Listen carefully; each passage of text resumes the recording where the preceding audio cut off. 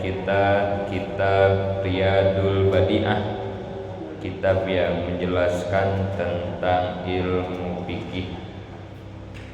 Bismillahirrahmanirrahim. Masih dalam pembahasan rukun-rukun sholat.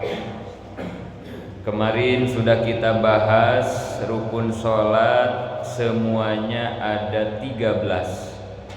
Kalau di dalam kitab Safinatun Najah 17. Kalau di kitab ini 13. Sebetulnya sama saja, hanya beda nanti dalam penghitungan tumaninahnya saja. Yang pertama kemarin rukun sholat itu niat. Dan niat itu kita laksanakannya ketika takbiratul ihram. Ketika takbiratul ihram dan dilakukannya di dalam hati. Tapi sunnah niat itu dibaca di lisan, itu ya. Jadi sunnah dibaca di lisan, setelah itu baru kita takbiratul ihram, mulut baca takbiratul ihram, hatinya niat, gitu ya, hatinya niat. Yang kedua, rukun sholat itu berdiri bagi yang mampu di dalam sholat fardu, sholat 5 waktu berarti ya. Itu pun bagi yang mampu. Bagi yang tidak mampu, yang uzur, ada uzur menurut syarat, yang sakit atau apa saja ya, maka sholat fardu boleh dilakukan sambil duduk atau sambil berbaring atau semampunya ya. Kecuali sholat sunnah, beda sama sholat sunnah. Kalau sholat sunnah walaupun mampu berdiri, mau sholat sambil duduk sah sholat sunnah, hanya nanti pahalanya dikurangi kalau mampu ya. Tapi kalau tidak mampu mah sama kayak sholat fardu, tidak mampu berdiri sholat sambil duduk maka pahalanya tidak dikurangi itu mah ya, karena ada uzur syarat. Yang ketiga, rukun sholat itu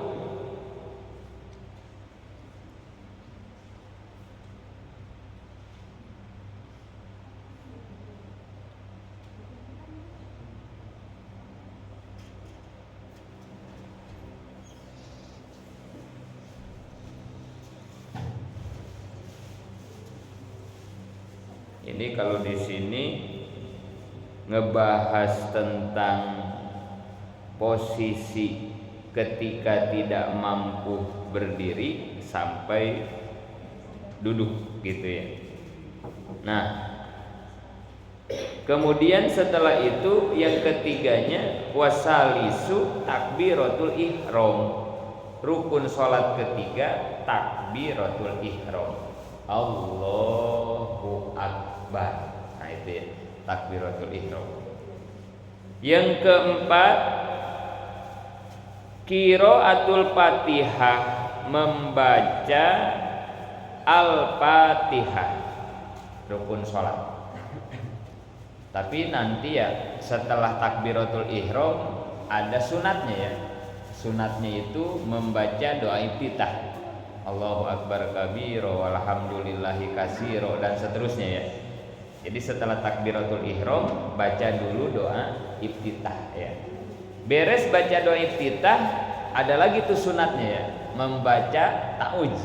A'udzu billahi minas syaitonir rajim. Itu sunat itu ya. Beres ta'awudz baru rukun yang keempat baca Al-Fatihah. Termasuk ayat Fatihah itu bismillah. Jadi bismillah itu menurut Imam Syafi'i. Menurut Imam Syafi'i itu adalah bagian dari ayat surah Al-Fatihah. Tapi kalau menurut mujtahid imam yang lain enggak, bukan katanya. Jadi bismillah itu bukan bagian dari surah Al-Fatihah. Makanya ada yang enggak dibaca ya bismillahnya ya. Bahkan ada juga yang baca bismillahnya pelan-pelan, ada juga ya. Jadi itu dalam fikih masuknya ranah hilafiyah, ihtilaf, gak usah diperdebatkan karena semuanya juga benar ya. Yang baca Fatihah dengan bismillah benar, yang tidak juga benar, yang pelan benar, yang kencang juga benar, tergantung kita mau ikut yang mana gitu ya. Kalau Imam Syafi'i baca bismillahnya kencang, kemudian wajib karena bismillah termasuk surah Al-Fatihah gitu ya, menurut mazhab Imam Syafi'i. Kemudian yang kelima, wal khamisu ar-ruku. Rukun salat nomor 5 ruku. Kemarin udah dibahas ya. Yang paling afdol ruku itu adalah telapak tangan kita kanan sama kiri harus memegang dengkul ya, lutut. Jadi telapak tangannya harus megang lutut, jangan di paha. Juga jangan di bawah dengkul tangannya, harus di dengkul pas gitu, telapak tangan. Kedua, kepala, punggung sama pantat harus rata seperti papan. Jadi jangan diangkat, jangan palanya nunduk, jadi dia harus rata. Itu utamanya ya, afdolnya. Enggak begitu juga sah. Kalau cuma sah mah sah gitu, tapi tidak dapat afdol, tidak dapat keutamaan ya. Kemudian nomor 5 ya, nomor 5 sudah itu ya, ruku. Kemudian nomor 6 i'tidal. Rukun sholat nomor 6 i'tidal. I'tidal itu adalah berdiri setelah ruku, itu i'tidal itu ya, sambil baca sami Allahu liman hamidah.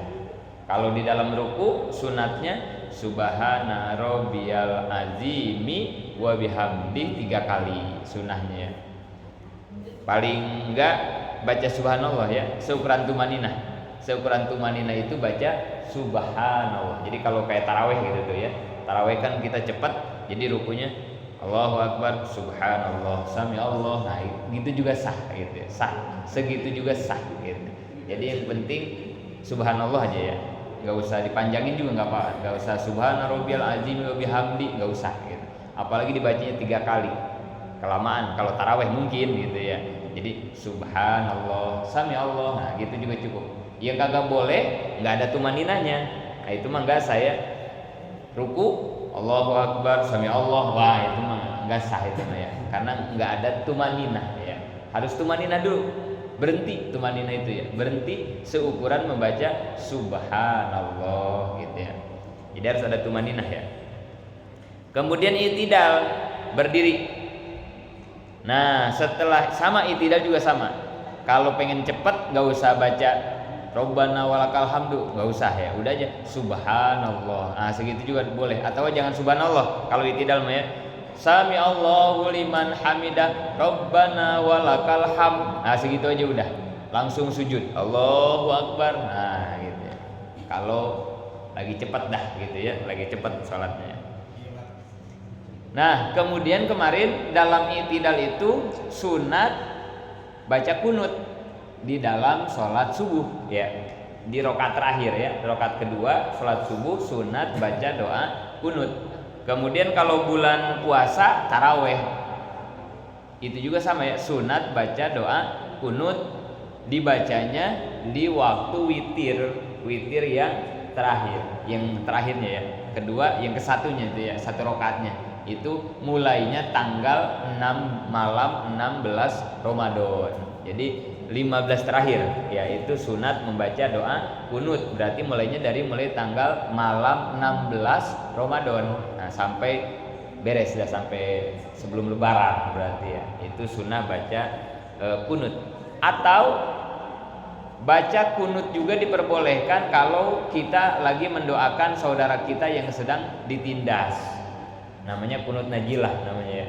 Misalnya Palestina lagi diserang sama Israel, boleh tuh habis subuh kita baca doa kunut. Tapi nggak subuh aja, habis maghrib boleh, rakaat ketiga Isya boleh, habis Jumatan, salat Jumatan gitu ya, di rakaat kedua boleh baca kunut najilah gitu ya, untuk mendoakan kalau ada saudara kita yang sedang ditindas gitu ya, kayak diperangi. Kemarin sampai di situ ya, kita sampai nomor 6. Sekarang kita lanjut nomor 7. Rukun salat nomor 7. Wasabi'u as-sujud marrotain. Rukun salat nomor 7, sujud 2 kali. Sujud. Wa yustaratu fihi ayyasjuda ala jabhatihi maksupatan wala rukbataihi wala juz'im min butuni yadaihi. Kemudian jamaah, bapak-bapak, ibu-ibu, perhatikan. Di dalam sujud ada syarat. Ada syarat. Apa syaratnya sujud? Sujud itu harus di atas 7 anggota sujud. Nah, ini perhatiin ya. Jadi sujud itu ada anggotanya. Anggota sujud itu 7. Semuanya 7. Ini syarat nih. Berarti kalau enggak sujud di atas 7 anggota, enggak sah sujudnya berarti ya. Karena ini syarat.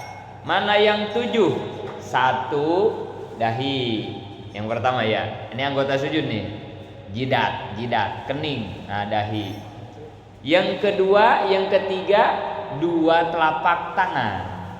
2 dan 3 ya. Kanan, kiri. Berarti 3 udah tuh ya, 3 anggota. 4 dan 5 dengkul. Kiri kanan ya. 4, 5. Nah, kiri kanan dengkul, lutut. 6 dan 7 jari, telapak jari kaki kiri kanan. Berarti jari kaki kan 5. Berarti 10 kiri kanan gitu ya. Jadi 1 dahi, 2, 3 telapak tangan, 4, 5 dengkul, 6, 7 jari kaki. Nah, itu disebutnya anggota sujud. Ketika sujud itu yang 7 wajib, ya wajib dipakai sujud maksudnya gitu ya. Sujud itu harus ada di atas itu gitu ya. Harus ada di atas 7 anggota tersebut, baru sujudnya sah. Ini yang wajib. Kalau yang sunnah, ini nih, hidung. Hidung mah sunnah nih, sunnah ya, sunnah. Hidung tempelin ke tempat sujud. Sunnah itu mah sunnah ya. Hidung ya, bukan mulut. Mulut mah jangan ya. Lagian kalau mulut tempelin ngomongnya gimana, ntar bacanya susah ya. Ini aja ya, hidungnya aja sunat. Sunat tapi ya. Sunat ditempelin. Ada yang kagak boleh ditempelin. Nah, ini nih. Ini suka ada nih kasus begini nih kalau lagi sujud nih. Suka ada nih. Ada yang kagak boleh ditempelin lagi sujud. Apaan? Ini nih. Ini apa namanya ini? Bukan lengan ya, apa ini? Ininya nih. Kalau tangan mah kan segini tangan sebutnya ya. Nah, ininya nih. Iya, batas ikut lah. Batas ikut aja ya. Ini harus ada namanya seharusnya ini ya. Apa ini namanya ini? Kita kan tangan ya. Tangan kan segini nih. Ini tangan kan satu begini ya. Ini kalau dirinci ini jari disebutnya ya. Ini telapak kan begitu ya. Ini sikut. Ini pegelangan nih, pegelangan ya. Nah, ini yang kesini panjang apa nih? Lengan aja ya. Ini ketika sujud nggak boleh ditempelin. Tapi nggak bolehnya bukan berarti kalau ditempelin batal, bukan. Jelek kalau ditempelin. Jadi lagi sujud jangan di kayak apa jadinya ya. Suka ada juga itu gitu ya. Hah? Gini sujudnya.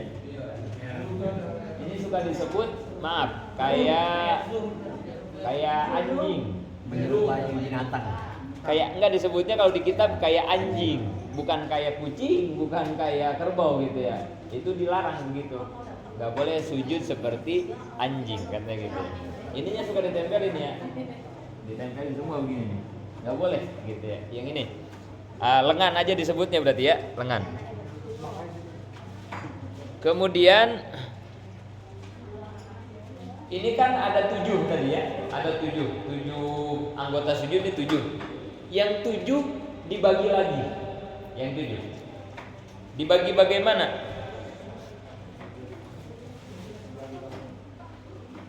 Satu, ada yang wajib dibuka. Ini menurut mazhab Imam Syafi'i ya, sekali lagi nih. Ada yang wajib dibuka. Berarti kalau wajib dibuka nggak boleh tertutup ketika sujud ya, harus kebuka, harus nempel ke tempat sujud. Mana yang wajib dibuka? Dahi. Ini wajib. Jadi kalau sholat kopiahnya begini, songkonya begini, menurut Imam Syafi'i batal, nggak sah. Tapi kalau mazhab yang lain ada yang membolehkan ya, ada. Jangankan segini, kita nggak make kopiah sholat, begitu sujud rambutnya ke depan. Begitu saja menurut Imam Syafi'i nggak sah, gitu ya, nggak sah. Ingetin, menurut Imam Syafi'i. Nanti kalau mazhab yang lain jangan diperdebatkan ya, karena buat yang mazhab lain mah boleh tertutup, gitu ya. Ibu-ibu sama mukena. Nah itu juga mukena ibu-ibu sama ya. Jangan mukenanya di atas alis nutupin, berarti kan gitu ya. Jadi harus diangkat. Nah kalau sholat diangkat, harus terbuka dahinya. Wajib. Hukumnya wajib ya, ini wajib nih, wajib dibuka. Kedua, ada yang sunnah dibuka. Nah, yang kedua mah sunnah. Dibukanya nggak wajib ya, sunnah. Mana yang sunnah? Telapak tangan. Nah ini nih, ini sunnah nih. Ketika sujud dibuka. Berarti kalau sunnah ditutup nggak apa-apa ya. Misalnya ini nih, jasnya panjang, bajunya panjang ya, atau ibu-ibu pakai mukena kan gitu ya, ditutup kan tangannya pakai mukena semua misalnya ya, akhirnya sujudnya di atas mukena kan, ketutup, nggak apa-apa, cuman tidak sah, bukan tidak sah, tidak dapat pahala sunnah, karena kan ibu-ibu yang bagusnya itu ya, kan kalau sholat itu ibu-ibu semuanya aurat kecuali wajah sama. Nah ini ya telapak tangan ya. Kenapa telapak tangan boleh dibuka ketika sholat ibu-ibu? Supaya nanti nempel, supaya dapat pahala sunnah gitu ya. Tapi kalau mau ditutup juga nggak apa-apa. Telapak tangannya doang ya ibu-ibu ya. Kalau di atasnya nggak boleh kebuka. Yang di atas ini nggak boleh kebuka ya. Jadi yang boleh dibuka telapak doang ya. Jadi kalau atasnya mah ini aurat. Kalau kebuka batal nih sholatnya. Menurut mazhab Imam Syafi'i lagi-lagi ya, lagi-lagi. Jadi nggak boleh. Tapi kalau misalnya susah nutupin atasnya doang susah, udah tutup aja semuanya dah, gitu ya. Daripada pakai mukenanya ribet gitu ya, udah semuanya aja tutup, nggak apa-apa dah, gitu ya.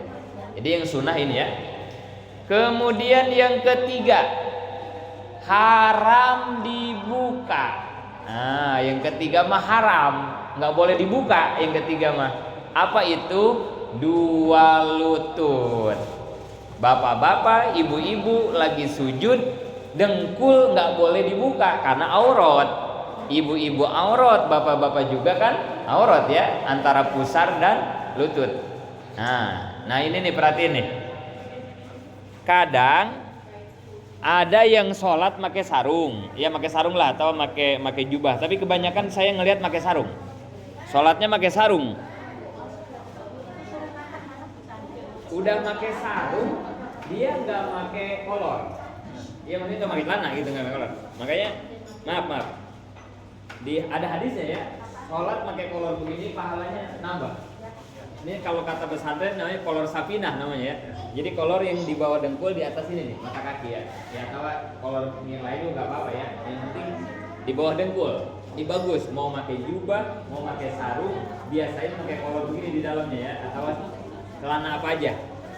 Nah, yang pertama paling enggak dia ngejaga takut ininya bolong. Apalagi suka ngerokok. Sarung pasti bolong dah suka ngerokok ya.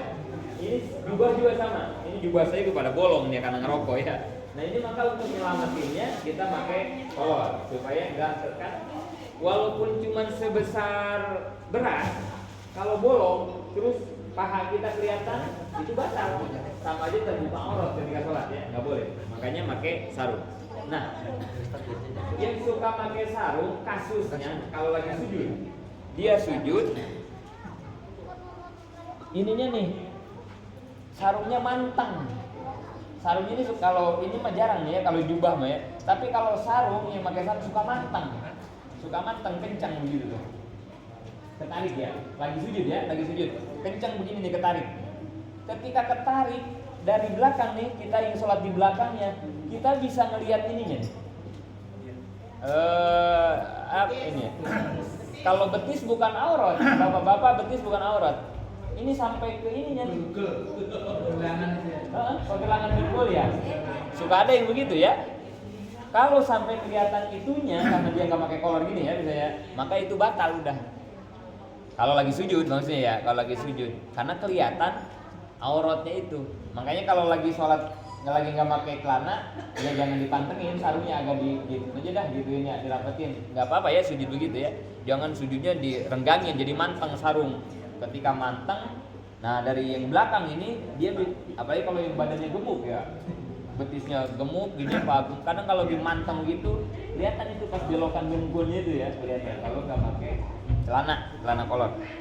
Kau usahain pakai celana kolor. Nah buat ngejaga itu juga ya. Jadi walaupun manteng ketutup sama celana gitu ya. Itu haram, nggak boleh. Karena kalau terbuka batal. Karena itu mah aurat dengkul mah ya. Itu wajib ditutup. Haram terbuka ketika sujud gitu ya. Yang terakhir mubah. Dibukanya mubah itu berarti nggak wajib, nggak sunat, nggak haram ya. Kalau mubah mah ya. Silahkan aja. Apa itu? Jari kaki. Jari kaki mah mau ditutupin boleh, mau dibuka boleh. Lagi sujud ya. Waduh dingin nih subuh, sholatnya pakai kaos kaki, nggak apa-apa. Karena nggak wajib dibuka kalau jari mah ya. Atau ibu-ibu juga kan pakai mukena ya. Kan kalau kaki mah aurat semuanya ya. Makanya mukenanya ke bawahin banget kan gitu ya, sampai ke injak-injak kan gitu ya. Memang harus begitu, apalagi kalau perempuan makana aurat harus ditutup. Hanya di dalam jari kaki yang harus diperhatiin begini nih, ketika sujudnya. Karena ini anggota sujud, berarti dia harus nempel. Gak boleh kita sujud jarinya begini. Berarti nggak nempel ini Mbak ya. Jadi ketika sujud, karena yang jadi anggota sujud kan ini jarinya 5. Ini jari 5 ini nih ya. Maka ketika sujud dia harus nempel semua. Harus begini dia sujudnya. 5-5-nya.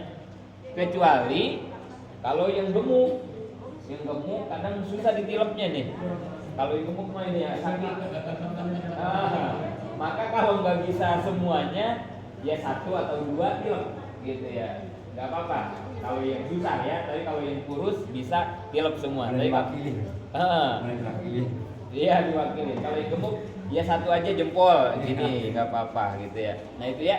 Jadi ini di kaki yang harus diperhatiin ketika sujud.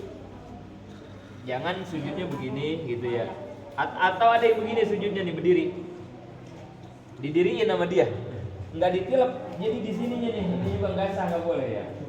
Ujungnya doang, kecuali madarat ya ada ujur. Kalau nggak ada ujur nggak sah. Jadi harus ditilep. Kalau bisa 5-5-nya, kalau nggak sakit ujur berapa aja 1 atau 2 gitu. Gitu ya. Termasuk ketika duduk di antara 2 sujud juga sama ya. Jadi ketika duduk tilep juga begini dia. Ininya begini nih. Yang abdolnya begini duduknya. Jangan begini duduknya jangan begini atau begini misalnya ya. Jadi ini yang utamanya duduk begitu. Tapi kalaupun kayak gimana pun sah, sebetulnya sah gitu. Kecuali sujud mah nggak boleh, dia harus nempel itu mah ya. Nah itu dari 7 anggota sujud gitu. Jadi bapak-bapak ibu-ibu perhatiin ya, dalam sujud yang pertama kita pahami anggota sujudnya dulu. Semuanya 7 ya. Dahi, kedua telapak tangan, 2 lutut sama jari kaki kiri kanan. Yang kedua yang kita pahami, dari 7 anggota ini ada yang wajib dibuka, ada yang sunnah dibuka, ada yang haram dibuka, ada yang mubah dibuka.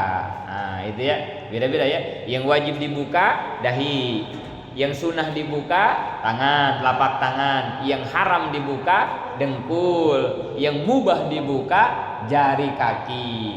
Masalah jari kaki ketika sujud harus nempel jarinya 10-10-nya. Kalau uzur maka berapa aja gitu ya, semampunya aja.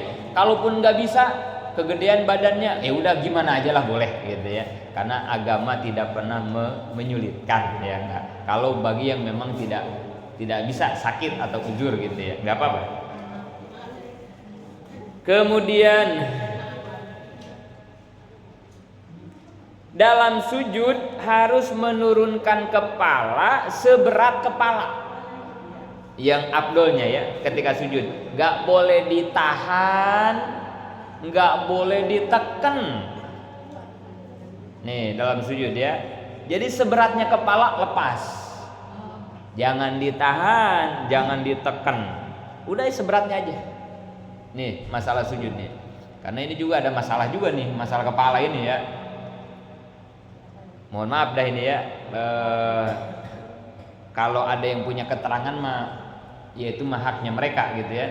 Tapi sepengetahuan saya ngaji belum pernah dapat sujud kepalanya ditahan, ditekenin sambil digosok gitu ya.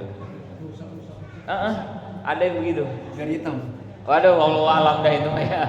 Wallahu alam dah. Pokoknya begitu saya yang dengar gitu ya. Jadi ditekan sambil digesek gitu. Gesek. Enggak begitu. Jadi kepala itu seberatnya kepala jatuhkan. Jangan ditahan, jangan ditekan. Itu keutamaannya gitu ya. Kemudian sunnah. Sunnahnya di dalam sujud membaca Subhana Rabbiyal A'la wa bihamdih minimal 3 kali.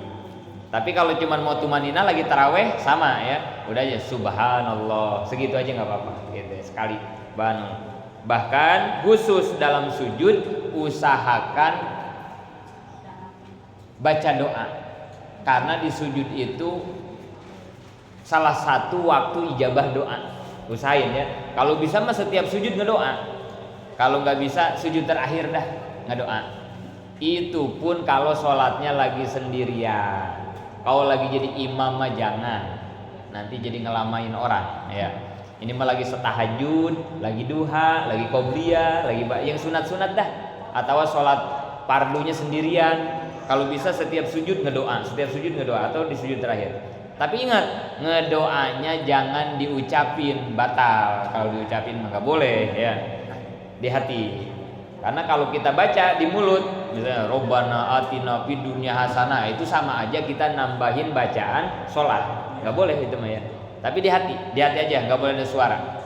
Kalau di hati mah mau pakai bahasa Indonesia juga boleh ya. Udah aja ngomongnya di hati. Ya Allah, sehatkan diri itu apa bebas gitu ya. Asal di hati pakai bahasa Jawa, bahasa Indonesia boleh. Tapi walaupun pakai bahasa Arab, kalau dibacanya di mulut batal ya. Robbana la tuzigh qulubana di mulut tapi ya batal, nggak boleh ya. Jadi Nabi sangat menganjurkan ketika sujud itu memperbanyak doa karena itu waktu ijabah doa gitu ya.